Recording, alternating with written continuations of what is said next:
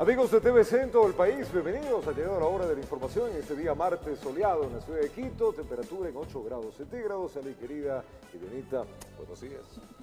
Buenos días también para ustedes, amigos televidentes, bienvenidos a El Comercio TV. Hoy día martes, un día maravilloso y soleado en la capital, así que hay que vivirlo con energía. Hay que tomar su cafecito, salir abrigados, ponerle buena energía. Anuncia la autoridad del INAMI que habrá una alta penetración de rayos ultravioleta el día de hoy, así que hay que salir protegidos. Parece que se fueron las lluvias ya. Parece que por lo menos el frente frío se fue, pero con Quito no sabemos. Por ahora hay que protegernos no solamente del frío en la mañana, sino que al mediodía comenzará entre 11 de la mañana mucha radiación solar, por lo tanto nuestra piel puede estar desprotegida frente a los cánceres que están tan de moda. Hay que salir entonces con bloqueador solar y por qué no también con un paraguas para protegerse del sol. Iniciamos entonces. Comencemos. Les contamos que una pareja de extranjeros luego llegó hasta la policía de Quitumbe con un feto guardado en una funda. Los esposos decidieron contar el caso luego de 2 semanas de supuesto aborto. Los esposos llegaron algo temerosos hasta las instalaciones del cuartel de policía Quitumbe. No era para menos, la señora cargaba una funda donde tenía guardado un feto de aproximadamente 3 meses de gestación. En el lugar contó a los uniformados que días atrás acudió a una casa de salud del norte de Quito en busca de ayuda. Sentía dolor en el vientre. En manos de ella se encontraba el feto y 15 días después aproximadamente acude a estas instalaciones policiales para denunciar este hecho. En el relato indicó que mientras esperaba su turno fue al baño. Sería en ese momento donde se produjo el aparente aborto. Del particular habría indicado en el centro médico donde supuestamente no le dieron importancia. De ahí que optó por salir y llevarse el feto a casa. En vista de que no tuve ni la atención de nada, ¿para qué entregarle el fetico que tenía en mi poder? No se lo entregué. Por algunos días cuidaron del feto, lo guardaron en el congelador. Indicaron que por la condición de extranjeros el miedo les obligó a esconderlo hasta que se armaron de valor y decidieron acabar con el tormento que les carcomía el alma. ¿Usted salió con el feto del hospital? Y con la placenta también. ¿Y qué hizo luego? Pues la llevé a la casa y pues la metí en un congelador. Aunque hablan de una presunta falta de atención médica, por temor no pusieron la denuncia. Los uniformados les guiaron cómo deben proceder, pero los esposos como que solo querían acabar con el peso que cargaban en sus espaldas. Seguramente no debe ser fácil esconder algo que debe tener un tratamiento diferente. Por eso la policía adopta las circunstancias de investigación con el propósito de determinar cuáles son las acciones o circunstancias que generaron este incidente. En el procedimiento participaron agentes de la DINASED quienes tomaron datos de la pareja. Además, como evidencia, fotografiaron la funda negra. Minutos más tarde llegó la ambulancia de medicina legal para el respectivo levantamiento del diminuto cadáver. En Quito informó Iván Casamen. Muchísima atención, miembros de la Policía Comunitaria de Calderón fueron agredidos por 2 hombres que intentaban rescatar a 2 presuntos delincuentes que se encontraban detenidos por asaltar a moradores del lugar. Miremos. Familiares de unos presuntos asaltantes que se encontraban detenidos en la UPC de Calderón intentaron rescatar a las personas que estaban en el interior de la unidad de policía comunitaria. 2 individuos que se encontraban asaltando a nuestros ciudadanos acá en una motocicleta azul. Sustrajeron 5 teléfonos atacando y agrediendo a 5 personas. Luego de una persecución fueron capturados. Fueron trasladados acá al UPC de Calderón 1. Inmediatamente se trataron de hacer las diligencias normales, pero el UPC fue atacado por familiares de estos individuos. Los presuntos delincuentes habrían ingresado a la UPC con armas. Ingresaban con arma blanca, igual con objetos contundentes, a querer agredir al personal para quitarles la moto. Tras el forcejeo, uno de los presuntos agresores habría intentado fugar en una motocicleta. Se hizo una persecución, se hizo pequeñas labores de inteligencia, se logró llegar a una mecánica donde los señores habían dejado la motocicleta. En la persecución parece que se deshacieron de un arma de fuego que tenían, que es el arma con la que agredieron a las personas según la... Pero las labores de inteligencia de la policía permitieron también capturar a estos 2 individuos. Y los 4 individuos se encuentran en este momento detenidos y van a ser puestos a la autoridad competente. Así también se logró recuperar los teléfonos que habrían sido sustraídos por estas personas. Aparentemente comenzaron desde el sector del condado. condado, pasando por Carapungo, Calderón, hasta finalmente llegar al área de Calderón 1. Los 4 detenidos con las 2 motocicletas que serían las evidencias fueron puestos a órdenes de las autoridades competentes, informó Patricia Aldaz.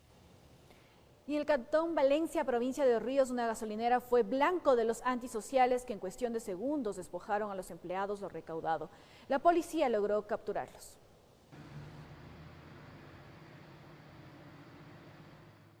Los 3 sujetos se movilizan en la misma motocicleta. 2 protegen sus rostros con cascos homologados, mientras que el tercero prefirió solo utilizar una gorra. Con sus armas amedrentan al personal de la gasolinera para arrebatarles aproximadamente $700 producto de las ventas del combustible. El robo les toma apenas unos segundos, mientras el conductor con la motocicleta encendida aguarda que el trabajo sea realizado. Inmediatamente emprenden la huida. Estos operaban en motocicleta con casco y cubiertos el rostro. Los 3 hombres, luego de este robo en la estación de servicio, asaltaron también a una ciudadana que caminaba por un sector en Quevedo. Ella logró dar aviso a la policía, que en un inmediato operativo capturó a 2 de los presuntos asaltantes. Sí, efectivamente, en el Cantón Quevedo, 2 presuntos delincuentes fueron detenidos luego de haber cometido un asalto a una ciudadana.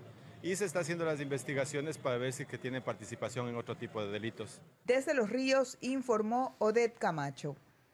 Es tiempo de contarles que una persona resultó gravemente herida después de que varios sujetos asaltaron al ciudadano que retiró una fuerte cantidad de dinero de una entidad bancaria en el Cantón Milagro, allá en la provincia del Guayas. La víctima fue trasladada hasta una casa de salud.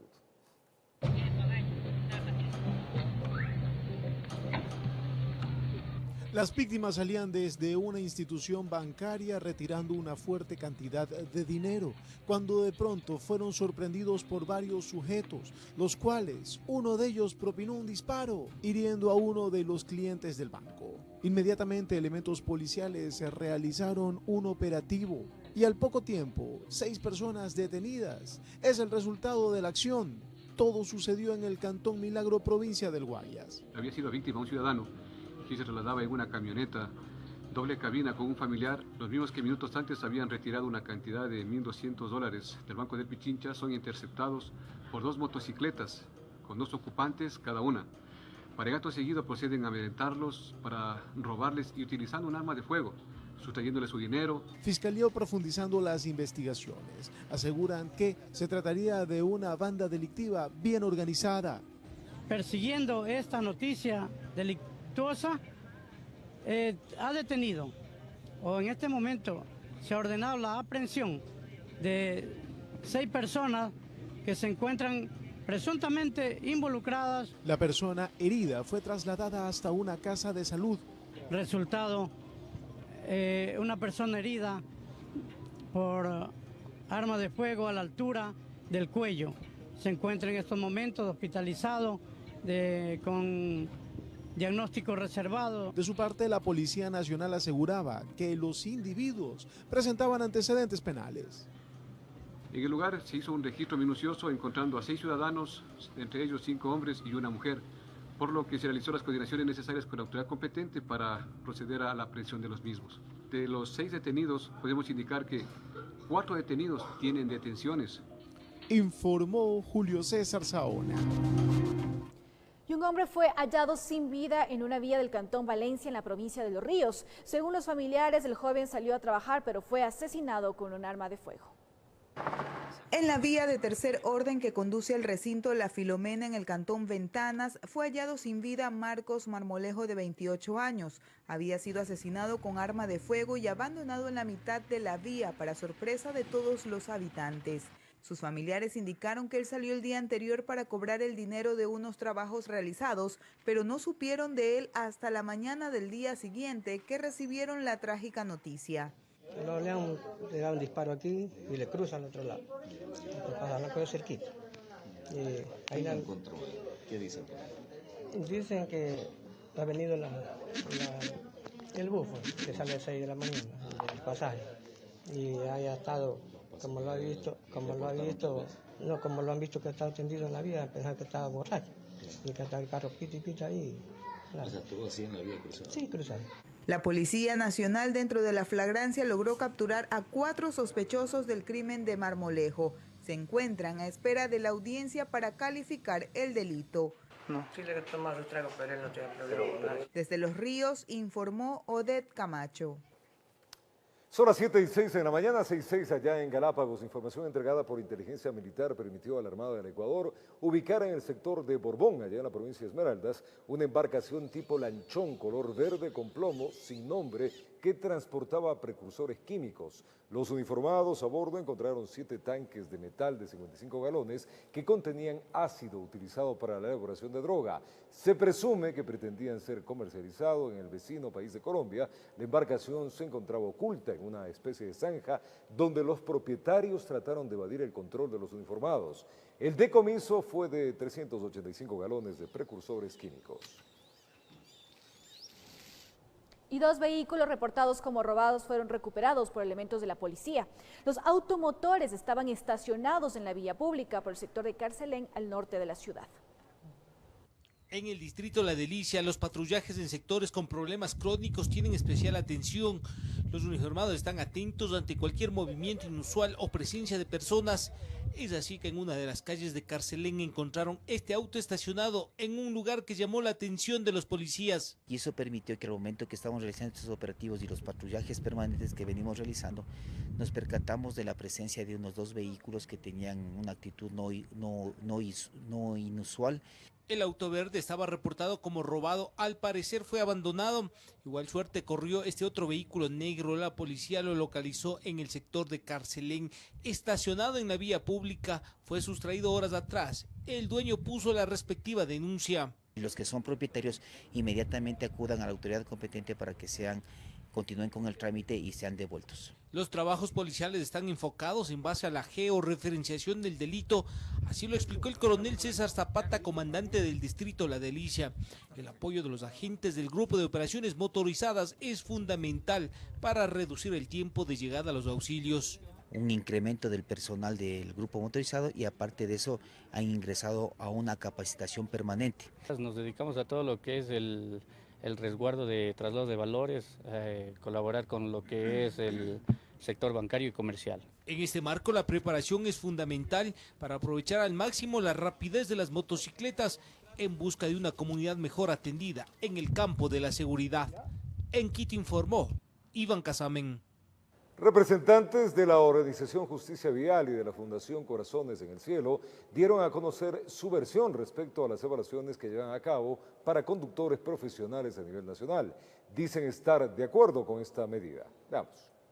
Con cifras y testimonios, representantes de organizaciones sociales apoyaron la evaluación que realiza la Agencia Nacional de Tránsito a conductores de buses intra e interprovinciales que inició el pasado sábado.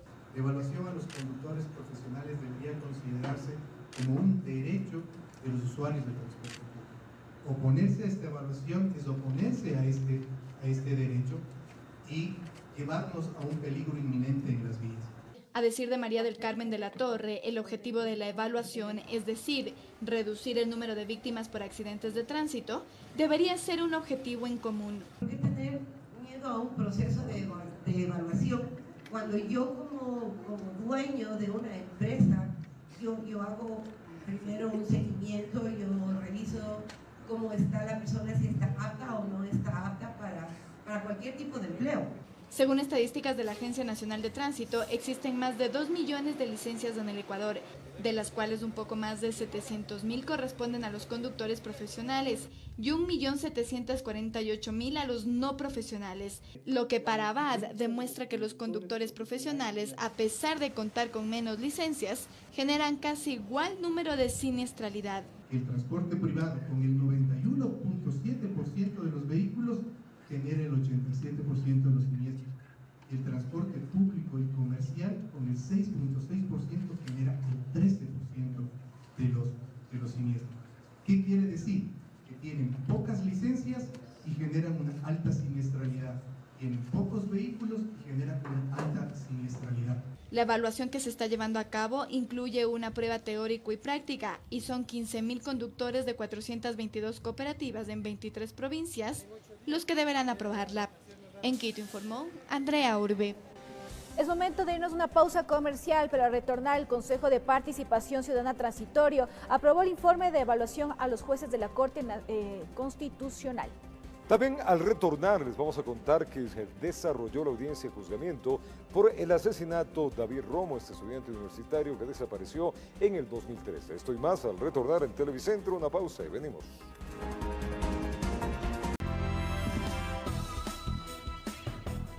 Seguimos con más información. Este lunes 6 de agosto se desarrolló la audiencia de juzgamiento por el asesinato de David Romo, estudiante universitario que desapareció en Quito en mayo del 2013. A esta diligencia están convocados casi 300 testigos, de los cuales 140 asistieron hoy 6 de agosto. Vamos a ver qué otras pruebas presentan, porque de acuerdo a los 110 cuerpos procesales hay más omisiones, irregularidades e incluso graves delitos cometidos por los diferentes funcionarios que han actuado en la investigación. El abogado de la familia de David Romo, joven estudiante de la carrera de Comunicación Social que desapareció el 16 de mayo del año 2013 en San Antonio de Pichincha, aspira que la sentencia que pueda darse en esta audiencia permita cumplir nuevas investigaciones. Como jefes de la policía, incluye el exministro del Interior y los fiscales. Esto según dice Maldonado, porque se debe investigar la desaparición de Romo, mas no ser tratado este caso como un asesinato.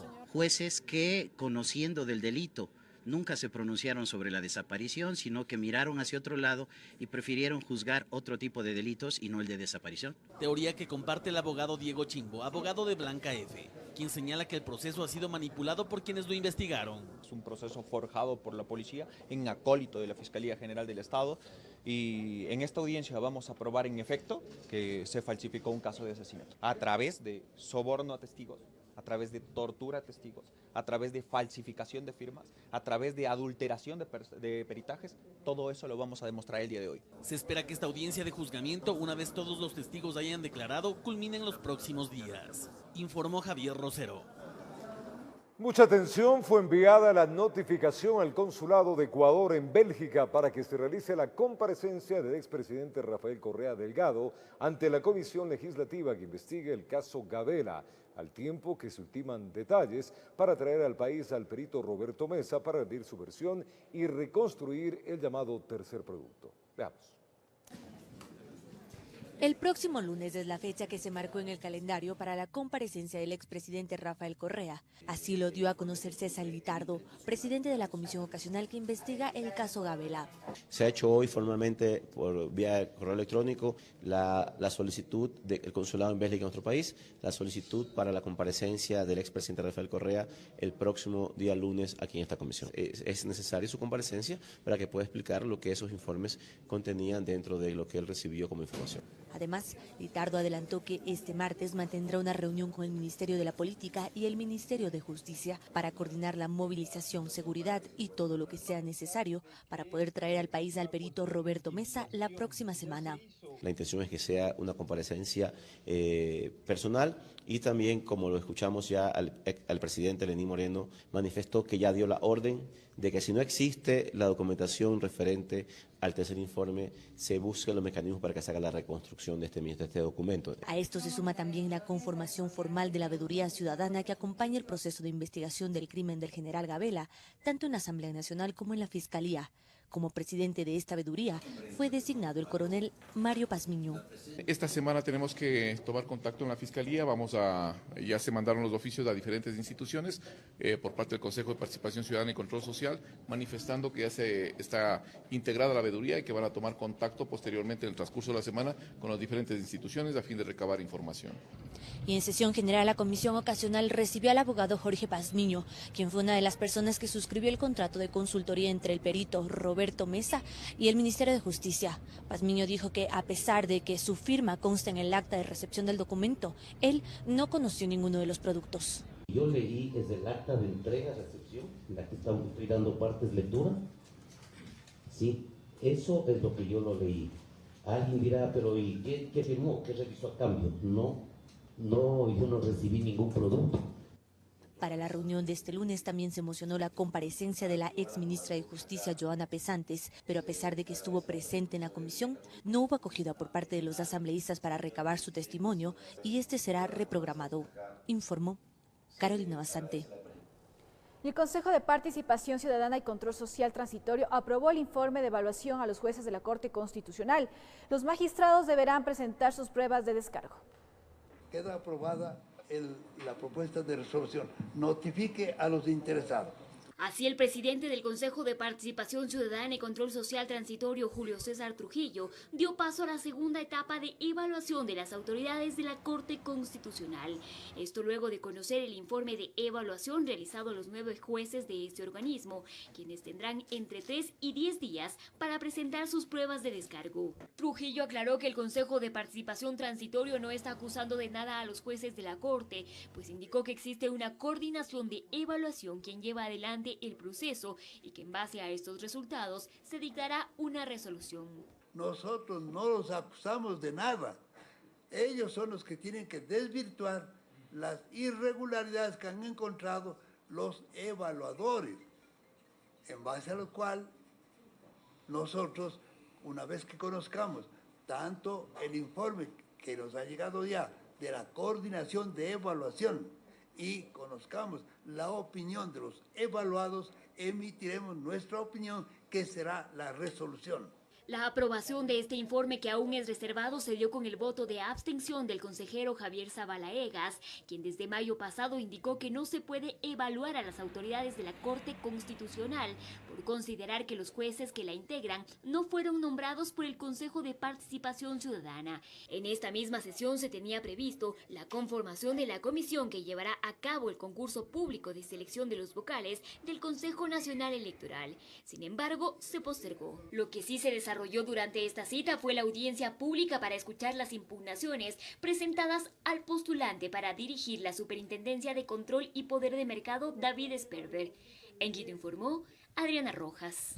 Las autoridades transitorias del Consejo Nacional Electoral esperan encontrar una herramienta legal que les permita reformar el instructivo de postulación para el Consejo de Participación Ciudadana, pues dicen que con el actual se estaría vulnerando derechos. Acudirán a la Corte Constitucional. Veamos. Fue en la segunda sesión plenaria que los integrantes del Consejo Nacional Electoral Transitorio anunciaron acciones que llevarán a cabo para intentar reformar el instructivo de postulación para la candidatura al nuevo y definitivo Consejo de Participación Ciudadana. En realidad tendremos que acudir al Consejo, digamos a la Corte Constitucional, o solicitar medidas cautelares para que nos permitan de esa forma hacer los cambios que se requieren. Es que el instructivo que fue aprobado por las autoridades del CNE cesado, a decir de los nuevos consejeros, podría estar vulnerando derechos, y nombran ejemplos. Para postularse al Consejo se requiere, 6, poseer título de tercer nivel legalmente registrado. Eso demanda aquella inconstitucional. El tema, por ejemplo, de que se establece que habrá una papeleta de hombres, de 3 hombres, 3 mujeres y 1 de las minorías, también se considera que es discriminatorio. Por eso quieren que la Corte Constitucional actúe en base a derecho y resuelva una demanda de inconstitucionalidad pedida por organizaciones sociales en abril pasado. De acuerdo a los juristas, tenía 15 días la Corte Constitucional para resolver esta demanda de inconstitucionalidad.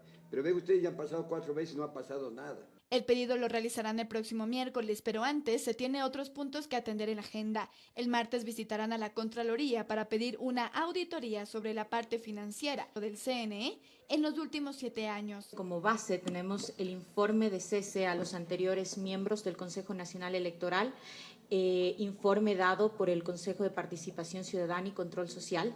Es la base que se utilizará para cualquier auditoría posterior. Otro de los puntos del día de la sesión plenaria fue la designación de Diego Zambrano como director del Instituto de Investigación y de Michelle Londoño como nueva secretaria general del CNE. En Quito informó Andrea Orbe. Analistas electorales aseguran que el tiempo otorgado para el funcionamiento del CNE de transición es demasiado corto y aunque hay buenas intenciones para corregir errores del pasado, todo podría ser inútil, pues en 2 meses es muy complejo emprender reformas al sistema electoral. Para Fausto Camacho y Medardo Leas, el principal problema que deberá enfrentar el nuevo Consejo Electoral Transitorio es el tiempo en el que funcionarán, pues 2 meses es muy poco para poder corregir los errores del pasado. Que le da falta de seguridad jurídica a la administración del propio proceso y que seguramente no nos va a permitir alcanzar todo lo que quisiéramos alcanzar. Darles 2 meses para que realicen una tarea que no está clara, es perder el tiempo. Que lo óptimo habría sido que al menos este Consejo Transitorio actúe hasta las próximas elecciones, dando tiempo para que se reformen 2 aspectos básicos, el padrón electoral y los reglamentos. Lo lógico hubiera sido eso, que se nombre un Consejo Nacional Electoral que conozca todo este proceso en marcha hasta su culminación, de manera tal de que los nuevos miembros del Consejo de Participación Ciudadana electos por votación inicien el nuevo concurso y sí para nombrarse a los definitivos. Y me parece bien que se haya propuesto el registro electoral. Ojalá pues la asistencia que puedan tener sea de las personas que conocen efectivamente cómo hacerlo. No desconocen las buenas intenciones de los vocales designados, pero afirman que poco podrán hacer en este tiempo de transición. Sin embargo, no hay garantía alguna de que puedan tener continuidad por quienes lleguen luego cuando sean designados los del Consejo Definitivo. Y además eso puede causar más problemas que beneficios al Consejo Nacional Electoral. Porque si ellos, por ejemplo, hacen una cosa que no le gusta al nuevo Consejo, van a dejar sin efecto el presupuesto, van a dejar sin efecto la representación, incluso las nominaciones. Entonces no hemos ganado nada, hemos perdido tiempo. En todo caso, los analistas esperan que este sea el primer paso para poder reformar la función electoral y que permita que en un futuro cercano el país pueda contar con instituciones confiables y sobre todo independientes. Informó Javier Gallo. En el pleno del Consejo Nacional Electoral Transitorio se aprobó una moción para que se entregue en 48 horas un informe respecto a la suspensión del fondo partidario a Pachacutic. Esto en relación al informe realizado por el Consejo de Participación Ciudadana, en el que, entre otras cosas, se citan supuestas vulneraciones de derecho a partidos políticos. Se tiene previsto que representantes del extinto MPD también tengan reuniones con el CNE Transitorio. Giovanni Ateriguana, de Unidad Popular, cree que el Estado debe reparar la vulneración y devolverlos al registro. El Consejo Transitorio ha sido contundente. Se violentaron los derechos de participación de 250.000 afiliados al MPD y con lo que dice la Constitución debe haber reparación. Eso implica que el nuevo Consejo Nacional Electoral deberá restituir la personería jurídica y reparar todo el prejuicio que se planteó. Aspiramos que en las próximas semanas, en un proceso legal, el Consejo Nacional Electoral actúe en derecho y nos devuelva la personería jurídica. Obviamente, en ese momento, Unidad Popular tendrá que tomar una decisión al respecto de la fusión de las dos organizaciones. El Estado asume del 26 hasta el 43% del precio de la gasolina como parte de los subsidios a los combustibles. Como consecuencia del aporte estatal, los ecuatorianos solo cancelan 1/3 o menos de lo que realmente cuestan estos derivados. El gobierno analiza una posible eliminación de los subsidios a los combustibles, especialmente en la gasolina súper. Según el ministro de Finanzas Richard Martínez, existen consumidores que sí tienen capacidad de pago y poseen vehículos de alta gama, por lo tanto la subvención del Estado está mal enfocada. Sí se está analizando cuál es el efecto distorsionante que genera, por ejemplo, el subsidio que recibe una persona que tiene un vehículo 4x4 de gama alta, que son esfuerzos que está haciendo el Estado en relación a ese tema. Según cifras publicadas por Petroecuador, hasta agosto del presente año, el Estado asume aproximadamente un porcentaje del verdadero precio de los combustibles, dependiendo del tipo de gasolina. Es así que el subsidio por galón en la gasolina súper es de 72 centavos, extra con 88 centavos y extra con etanol o ecopaís es de 94 centavos. De manera que con el subsidio, la gasolina extra por galón tiene un valor de $1.45, mientras que eliminando el aporte del Estado tendría un costo de $2.41. En el caso de la gasolina súper, con subsidio cuesta $2.03 y sin subsidio costaría $3.07. Por último, la gasolina Ecopaís, que actualmente se obtiene por $1.45, sin el aporte estatal tendría un costo de $2.53. Es así que un vehículo motor 1600, que normalmente se llena con $20 de gasolina súper, sin subsidio costaría aproximadamente $30. El presidente Lenín Moreno, durante su entrevista con un medio internacional, anunció que tomará una decisión en los próximos días. Informó Edison Saavedra. 7:28 de la mañana, gracias por acompañarnos. 6:28 ya en Galápagos. El sector indígena y gremios de trabajadores rechazan la posibilidad de una eliminación de los subsidios de los combustibles. En las próximas semanas se reunirán para definir acciones que se tomaría si el gobierno finalmente decide eliminar parte de esos subsidios. Miremos. En la dirigencia de los movimientos sociales hay preocupación ante la posibilidad de que en los próximos días se haga el anuncio oficial de la eliminación del subsidio a la gasolina súper, como lo ha adelantado tanto el presidente Lenín Moreno como el ministro de Finanzas Richard Martínez. Y la preocupación de nuestros pueblos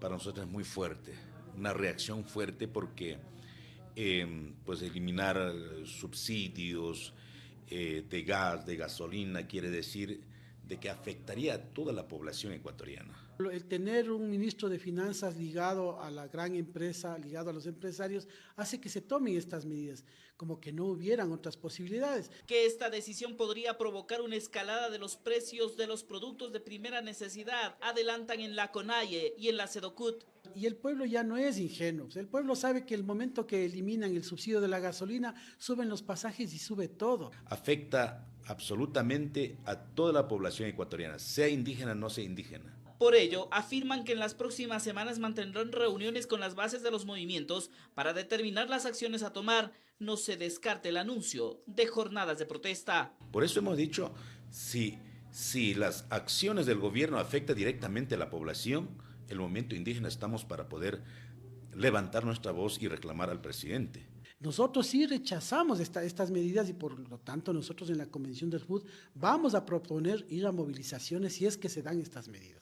Y que aunque el gobierno ha dado apertura a los movimientos sociales para el diálogo y ha reivindicado algunas de sus luchas, eso no quiere decir, aseguran, que tengan algún acuerdo político. Con el hecho de habernos entregado la Secretaría de Educación, con eso no quiere decir que nos tienen callados, no nos van a callar. Aquí una resistencia firme, aquí no hay acuerdos políticos. Y esta preocupación ante la posibilidad de eliminar los subsidios también llega desde el Consejo de Participación Transitorio. Aseguran que el gobierno debería analizar a profundidad si se toma esta medida. Ojalá el gobierno no castigue, digamos, de manera severa como al quitar estos subsidios al pueblo ecuatoriano, porque el más pobre es el que es el perjudicado en este país.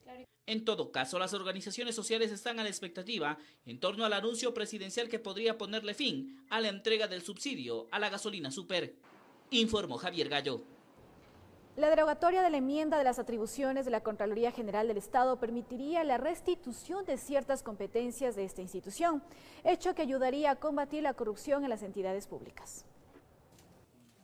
La derogación del paquete de enmiendas que fueron aprobadas en diciembre del 2015 ha causado varias reacciones. Los expertos en el tema mencionan por qué. Curioso es que justamente cuando el Consejo de Participación Ciudadana transitorio está tratando la evaluación de esta Corte, lanzan esta decisión. Lo que ha hecho la Corte Constitucional como un gran favor, los mismos que le cercenaron los brazos anteriormente, le vuelven a poner un brazo. Según menciona el ex magistrado Mauro Terán, la aprobación de las enmiendas, sobre todo la referente a las atribuciones de la Contraloría, habría sido con una segunda intención. Quisieron evitar que la Contraloría meta mano en la famosa refinería del Pacífico, donde se gastaron más de $1.000 millones y establezca responsabilidades administrativas, civiles y hasta penales. La eliminación de la atribución de la Contraloría General del Estado de controlar la consecución de los objetivos de las instituciones. A pesar de ello, para Jorge Rodríguez, a esta entidad no se le estaría restituyendo completamente sus funciones. La parte que no está contemplada eran los exámenes ex ante, en definitiva. Antes de hacer un contrato, ellos tenían que poner el visto bueno en los pliegos de esa licitación o concurso. Hoy todavía eso no se le ha restituido, porque no es asunto de las enmiendas, sino es una mutilación que se hizo a la ley constitutiva de lo que es contratación pública. Entre las funciones que debería tener la Contraloría sería realizar un control previo, concurrente y posterior a las instituciones. Lo que se está haciendo hasta la fecha es la inspección, esa auditoría contable y de verificación de la obra pública, para saber si es que se completó realmente lo que establecía las condiciones del contrato y adicionalmente también para fiscalizar la calidad de las obras. Para Mauro Terán, lo primero que debería hacer la Contraloría es auditar la refinería del Pacífico. El uso de los $1.000 millones o más de $1.000 millones en la simple aplanamiento del terreno para la disque refinería del Pacífico. Informó Patricia Aldaz. El nuevo superintendente de comunicación, Edison Toro, acudió a la Comisión de Derechos Colectivos para dar sus observaciones a las reformas de la Ley de Comunicación. Miremos. Que es necesario eliminar la Superintendencia de Comunicación, manifestó Edison Toro ante la Comisión Legislativa que trata las reformas a la LOC, en las que está previsto que se elimine este organismo. Sino que en sí mismo, en su naturaleza, una entidad de control administrativo que tenga la posibilidad de sancionar y por lo tanto ver limitados también el ejercicio de libertad de expresión es innecesario bajo los estándares y bajo los mecanismos que tenemos tanto en la Constitución como en la Convención Interamericana de Derechos Humanos.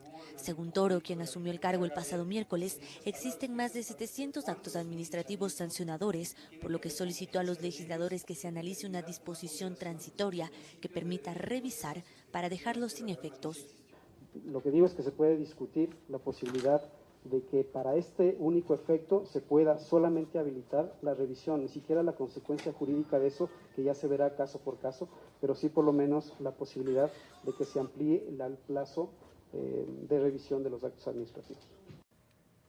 Además, sugirió que como parte de las reformas a la Ley de Comunicación se incluya la protección a los periodistas, tomando como antecedente el secuestro y posterior asesinato en cautiverio de 3 trabajadores de Diario El Comercio.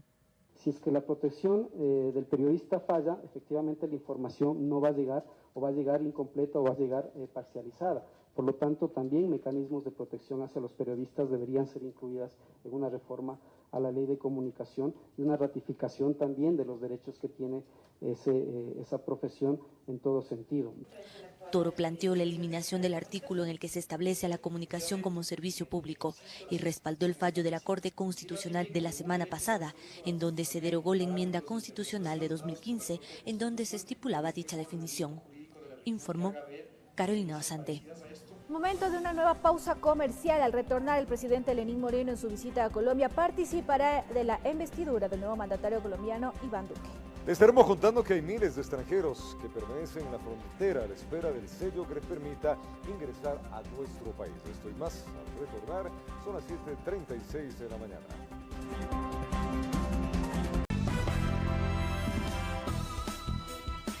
Seguimos con más información. El presidente Lenín Moreno en su visita a Colombia participará de la investidura del nuevo mandatario colombiano Iván Duque. Además, en una reunión bilateral previa a la posesión abordaron temas de migración, comercio y seguridad fronteriza. De la República, Lenín Moreno, arribó hasta Bogotá, Colombia, para participar este 7 de agosto de la posesión de Iván Duque como nuevo mandatario de este país. A su llegada al Aeropuerto Internacional El Dorado, el presidente Moreno expresó éxitos al nuevo mandatario colombiano.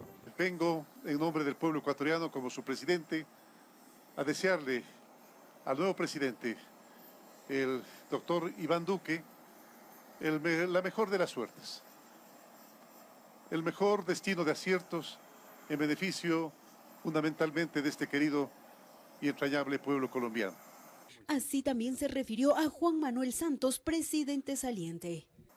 Desearle también al doctor Juan Manuel Santos que en las nuevas tareas que emprenda pues tenga tanto éxito como aquel que tuvimos conjuntamente cuando realizamos las agendas binacionales, los gabinetes binacionales, que queremos implementarlos con el nuevo presidente también con por lo menos la misma frecuencia que los hemos hecho con los presidentes anteriores. En la reunión bilateral que mantuvo el primer mandatario ecuatoriano con el presidente electo de Colombia, Iván Duque, se abordaron temas de migración, comercio y seguridad fronteriza. El tema de la frontera definitivamente es la del desarrollo de las zonas fronterizas para erradicar definitivamente esta lacra que es el narcotráfico y el narcoterrorismo. Recordemos que la zona fronteriza de los dos países tomó fuerza desde los atentados cometidos por alias Guacho y su grupo. Para este martes 7 de agosto, el presidente Lenín Moreno dialogará con su homólogo de Chile, Sebastián Piñera. Luego acudirá a la ceremonia de investidura de Iván Duque como presidente de Colombia. Y concluido el acto, el presidente Moreno presentará su saludo al nuevo mandatario. Tras esto, retornará al país. Informó Patricia Aldaz. El presidente Lenín Moreno, en entrevista con una cadena internacional de noticias, se refirió a varios temas de interés nacional, entre estos la situación de movilidad humana de miles de venezolanos que han inmigrado al país y hechos delictivos que habrían sido práctica del anterior gobierno. Veamos. Yo siempre lo consideré. Durante la entrevista que el presidente Lenín Moreno brindó en Colombia, este señaló que antes de las presidenciales de 2017, Rafael Correa le habría insistido que se postule a las elecciones, pues a decir de él, el proceso político no podía salvarse, así como que corría en peligro coidearios del gobierno. Yo le dije, bueno, yo voy a proteger a los compañeros, pero claro, yo entendía que estábamos hablando de gente que se había comportado honestamente y de acuerdo a los parámetros de la ética y de la moral. No de que habían habido secuestros, de que habían habido asesinatos, corrupción y solapamiento, inclusive desapariciones de personas. También sobre el exmandatario, Moreno puntualizó que espera que Rafael Correa pueda explicarse ante la justicia y que no sea culpable. Usted entenderá bastante difícil, bastante escabroso el haber sido parte de un gobierno, el haber estado junto con un compañero que tenía un comportamiento distinto al que manifestaba de forma pública, un comportamiento un poco siniestro, por decirlo menos. En torno a la inmigración de ciudadanos venezolanos, dijo que Ecuador los recibe con los brazos abiertos, pero también atento de que la situación que causó su salida se solucione. Están pasando momentos muy difíciles y siempre estaremos prestos a dar nuestra colaboración a que eso se solucione o a pedir al gobierno venezolano también de que se respeten los mínimos de derechos humanos. Y en este sentido manifestó que en Venezuela sería óptima una consulta popular que valide el último proceso electoral. Pero con plena observancia internacional de Naciones Unidas, de OEA, de otros organismos internacionales y por supuesto desterrando ciertas resquemores con respecto a la participación de la oposición. En torno a la política internacional, el mandatario no dejó de topar la problemática de Nicaragua, criticando la escasez de democracia en esa nación. Muy difícil hablar de una democracia donde se asesina vilmente a la gente, donde grupos paramilitares recorren las ciudades asesinando estudiantes. Sobre la situación del fundador de Wikileaks que guarda asilo político en la Embajada de Ecuador en Londres, indicó que están en contacto con la Procuraduría Jurídica de Assange para llegar a un acuerdo sobre su situación. Bueno, el acuerdo tiene que ser un acuerdo en el cual se defienda la vida del señor Assange, sus derechos humanos y las normas internacionales. Finalmente habló sobre la cooperación que Estados Unidos tendrá con Ecuador y que esto no significaría que el gobierno norteamericano establezca una base militar. Mientras que sobre UNASUR indicó que para él la Unión de Naciones del Sur no cumplió con lo que se esperaba, informó Javier Rosero.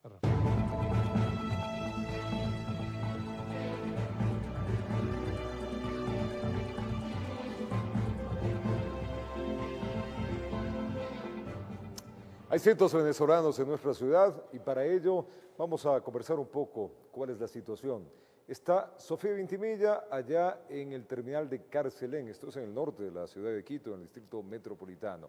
A ese sitio acuden diariamente cientos de venezolanos que llegan desde la frontera norte. ¿Cuál es su situación? ¿Qué les sucede? ¿Qué dicen? Sofía Vintimilla, adelante contigo. Amigos, que tengan un excelente día. Al menos aquí a pocos pasos del intercambiador en Carcelén existen cerca de 250 personas en este momento en carpas, como pueden ver. Mientras tanto, miles de ciudadanos venezolanos esperan en la frontera norte para que se les otorgue este permiso para que puedan ingresar en nuestro país. Hemos preparado un informe, veámoslo a continuación. Un aproximado de 8.000 extranjeros permanecen en el puente internacional de Rumichaca esperando sellar el ingreso a Ecuador. Para establecer el orden, autoridades migratorias han buscado alternativas que permitan una atención rápida y digna. Sin embargo, es tanta la cantidad de personas que es prácticamente imposible hacerlo. Es excesiva la cantidad de personas extranjeras coordinando conjuntamente con el área de migración, que son personal civil, que están trabajando también las 24 horas tratando de agilizar los trámites migratorios de los ciudadanos extranjeros, pero lamentablemente la gran afluencia nos ha desatado en esta situación. Las horas son interminables para los extranjeros que buscan el mejor rincón e intentan conciliar el sueño. El frío es inclemente, sin embargo todos mantienen las esperanzas de seguir el camino. De acuerdo a las estadísticas que maneja Migración, desde el pasado viernes, cerca de 14.000 ciudadanos se encuentran buscando arribar a Ecuador. Las carpas ya no dan abasto. El flujo ha crecido, si es verdad. Tenemos un dato estadístico con una fuente del Ministerio del Interior, sobrepasó los 13.000 migrantes, obviamente, de hermanos venezolanos. Toda ayuda es buena, dicen, y agradecen quizá por el primer y único alimento del día. La solidaridad se hace presente y se forman filas interminables para poder recibirlo. Estamos llegando casi a 3.000, 4.000 personas. Cada noche miramos que ya hay más afluencia de gente. Cada historia es distinta, cada necesidad conmueve, pero solo es el tiempo el que podrá ayudar y mitigar el dolor para dejar un pasado atrás. Hay niños que están pasando trabajo, sí, mujeres embarazadas, que coño, es difícil pues. Tengo a mi esposo en un hospital en Chile. Estoy buscando de salir de acá y esta es hora de que todavía no he podido sellar. Muy difícil lo que estamos viviendo. Tengo 2 hijos, uno en Ecuador y uno en Perú, porque ellos son jóvenes y la situación es muy terrible. Desde la frontera colombo-ecuatoriana informa Miriam Enríquez.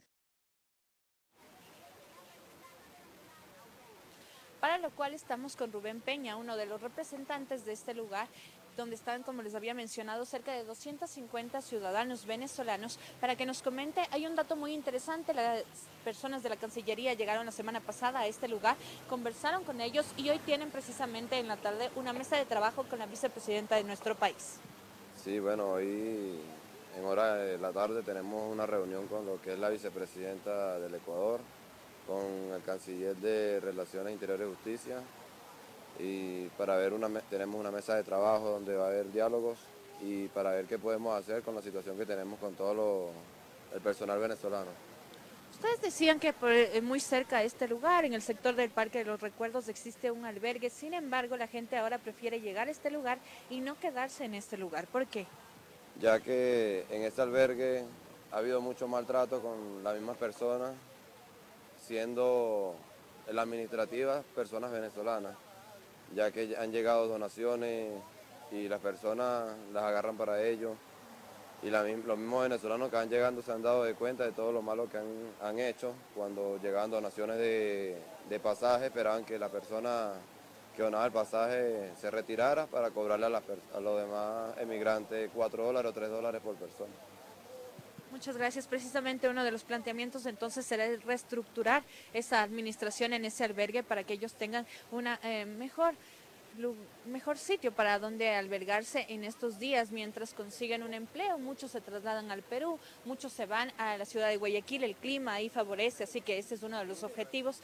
Hay muchos niños aquí también, al menos una decena de niños. Ahí me han manifestado también una persona joven que lastimosamente tuvo una amenaza de aborto en estos últimos días, que está embarazada. Y claro, ustedes ven las precarias situación en la que se encuentran en estos momentos con improvisadas carpas y hay muchísimo alimento, pero han dicho que si es que la ciudadanía sería tan amable, también les podría donar cobijas porque el frío es intenso, sobre todo en la madrugada. Esa es la situación. Nosotros ampliamos la información en el próximo noticiero. Roberto. Gracias, Sofi. En el primer noticiero en la comunidad estaremos abordando otros temas más. Grave la denuncia de este ciudadano venezolano que en este albergue administrado por venezolanos, pues hay un maltrato y la autoridad tendrá que investigar a profundidad. El drama que se vive en el siguiente noticiero lo estaremos ampliando.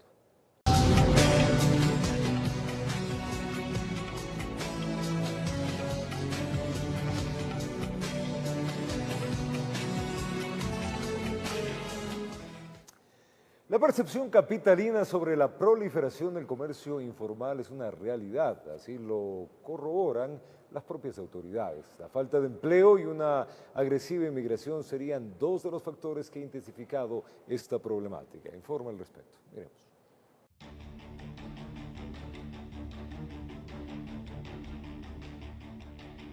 Hacia el año 2000, este era el panorama de algunos sectores del centro histórico de la ciudad de Quito, siendo alrededor de 7.000 comerciantes quienes ocupaban el espacio público. En las aceras, con varillas, con techos de plástico, viviendo ahí. No se podía ver la ciudad. Casi 2 décadas después, el panorama, aunque no igual, vuelve a tener presencia de vendedores y informales en casi todos los lugares con afluencia de personas. Es la calle para movilidad de las personas.